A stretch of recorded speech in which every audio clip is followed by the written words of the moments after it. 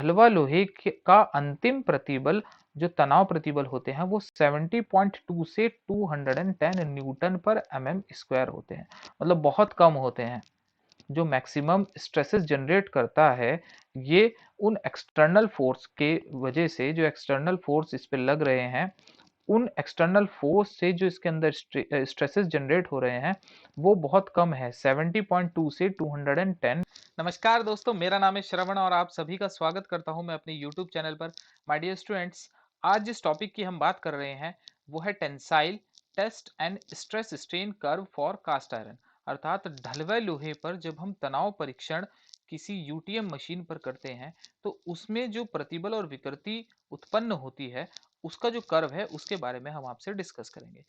इससे पहले वाली वीडियो में मैं आपसे stress strain diagram for mild steel से डिस्कस कर चुका हूं। अगर आपने वो वीडियो नहीं देखी है तो ऊपर आई बटन पे प्रेस करके आप वो वीडियो देख सकते हैं। तो चलिए शुरू करते हैं। सब्सक्राइब कीजिए हमारे यूट्यूब चैनल को और बेल आइकन पर प्रेस कीजिए हमारी लेटेस्ट वीडियो पाने के लिए।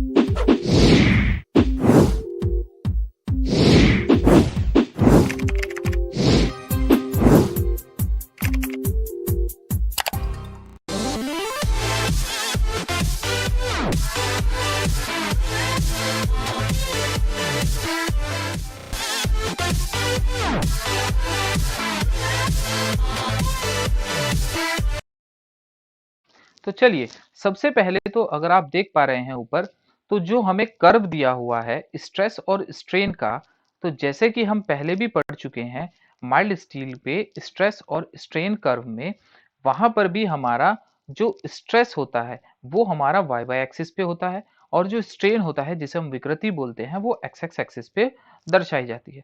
ऑलराइट, यहाँ अगर आप देख पा रहे हैं जो कर्व हमें प्राप्त हो रहा है यूटीएम मशीन पर, कास्ट आयरन पर, जब हम कास्ट आयरन के स्पेसिमेन पर जब हम टेंसाइल टेस्ट करते हैं, तो यहां अगर देखें तो जो हमें कर्व मिल रहा है वो एक पैराबोलिक कर्व मिल रहा है। अर्थात यहां पर हमें स्ट्रेट कर्व नहीं मिल पा रहा है, जिस कारण से जो हमारी प्रतिबल और विकृति है वो एक दूसरे के सीधे समानुपाती नहीं है। अर्थात यहां पर बहुत ही कम भार में ही जो हमारा कास्ट आयरन का स्पेसिमेन है वो टूट जाता है। ऑलराइट, तो यहाँ पर जो हमारा कास्ट आयरन का मैक्सिमम जो स्ट्रेस जो जनरेट करता है वो करता है 70 से 200 न्यूटन पर एमएम स्क्वायर।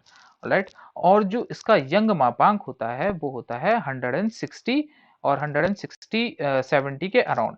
ऑलराइट, तो यहाँ अगर हम देखें तो क्योंकि जो ढलवा लोहा होता है वो एक भंगुर पदार्थ है, अतः कम तनाव प्रतिबल भी ये टूट जाता है। ऑलराइट, तो यहां अगर देखें तो हम ढलवा लोहा एक भंगुर पदार्थ है, अतः कम तनाव प्रतिबल पर ही यह टूट जाता है। जब हम इस पे बहुत ही कम टेंसाइल फोर्स एक्ट करते हैं यूटीएम मशीन से तो यह बहुत जल्दी ही टूट जाता है। तो इस कारण इसके अंदर ना ही कोई समानुपाती सीमा होती है, ना ही कोई प्रत्यास्थता सीमा होती है, और ना ही इसके अंदर कोई चरम प्रतिबल पर आते ही ये टूट जाता है। और यहाँ पर हम अपर यील्डिंग पॉइंट और लोअर यील्डिंग पॉइंट, जैसा कि हम माइल्ड स्टील के टेंसाइल टेस्ट के अंदर जो स्ट्रेस स्ट्रेन कर्व था उसमें हमने देखा था, अपर यील्डिंग पॉइंट और लोअर यील्डिंग पॉइंट भी हमें प्राप्त हुए थे। तो यहाँ पर अगर आप देखें तो कर्व में ना ही हमें यील्डिंग पॉइंट्स सी और डी, मतलब अपर यील्डिंग पॉइंट और लोअर यील्डिंग पॉइंट नहीं मिल रहे हैं। तो इसमें वक्र से स्पष्ट है कि इसकी समानुपाती सीमा, जिसे हम प्रोपोर्शनल टू लिमिट कहते हैं, तथा प्रत्यास्थता की सीमा बहुत कम है, अर्थात लगभग नगण्य है, लगभग शून्य है, अर्थात लगभग शून्य होती है। इसमें पराभव भी नहीं होता जिसे हम यील्डिंग पॉइंट बोलते हैं।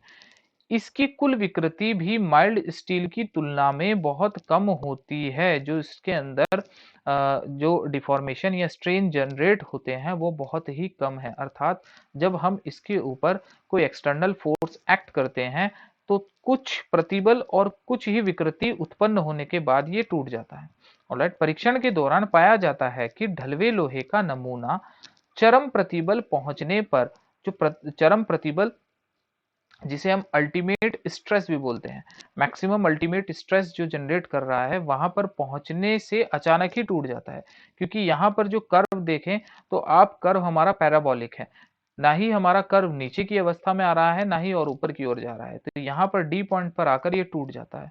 ऑलराइट, तो किसी प्रकार का यहाँ पर नेक डिफॉर्मेशन भी नहीं होता है जो हमारा माइल्ड स्टील के अंदर जनरेट होता था, किसी प्रकार की कटी जिसे हम नेक डिफॉर्मेशन कहते हैं, बनने की क्रिया इस पदार्थ में नहीं पाई जाती। ऑलराइट, तो आगे चलते हैं। यहाँ आप देखें अगर, तो ऊपर जो इमेज देख पा रहे हैं ये हमारा कास्ट आयरन का एक स्पेसिमेन है जिसे हम यूटीएम मशीन पर टेंसाइल टेस्ट करके ये वक्र प्राप्त कर रहे हैं। यह आरेख से भी स्पष्ट है कि क्योंकि अंतिम प्रतिबल जो डी पॉइंट हमें दिया हुआ है के पश्चात आरेख नीचे नहीं आ रहा है बल्कि लगभग वहीं पर ही ब्रिक हो जा रहा है, पर भंजन प्रतिबल भी प्राप्त हो रहे हैं। राइट, तो ढलवा लोहे में अधिक प्रतिबल पर खिंचाव की दर भी अधिक होती है। खिंचाव में ई का मान भी प्रतिबल तीव्रता के साथ बदलता है। राइट, तो ढलवा लोहे का अंतिम प्रतिबल जो तनाव प्रतिबल होते हैं वो 70.2 से 210 न्यूटन पर एमएम स्क्वायर होते हैं, मतलब बहुत कम होते हैं। जो मैक्सिमम स्ट्रेसेस जनरेट करता है ये उन एक्सटर्नल फोर्स के वजह से, जो एक्सटर्नल फोर्स इस पे लग रहे हैं उन एक्सटर्नल फोर्स से जो इसके अंदर स्ट्रेसेस जनरेट हो रहे हैं वो बहुत कम है, 70.2 से 210 न्यूटन पर एमएम स्क्वायर है, इसलिए जल्दी टूट जाता है तक होते हैं। इस समय विकृति लगभग 1/400 होती है। ऑलराइट, अधिक प्रतिबल पर खिंचाव की दर भी अधिक होती है। खिंचाव में इसका प्रत्यास्थता गुणांक भी प्रतिबल तीव्रता के साथ बदलता है, अर्थात जब हम इसके ऊपर कोई टेंसाइल फोर्स एक्ट करते हैं खिंचाव में इसका प्रत्यास्थता गुणांक भी प्रतिबल तीव्रता जो स्ट्रेस इंटेंसिटी होती है उसके साथ साथ बदलता रहता है। इसका जो यंग मापांक होता है वो 162 किलो न्यूटन पर एमएम स्क्वायर तक होता है। ऑलराइट, तो आज की मेरी ये वीडियो यहीं समाप्त होती है। I hope so stress strain diagram for cast iron आपके अच्छी तरीके से समझ में आ गया होगा। अगर किसी भी स्टूडेंट्स का कोई भी डाउट होता है तो प्लीज़ कमेंट सेक्शन में कमेंट जरूर कीजिएगा।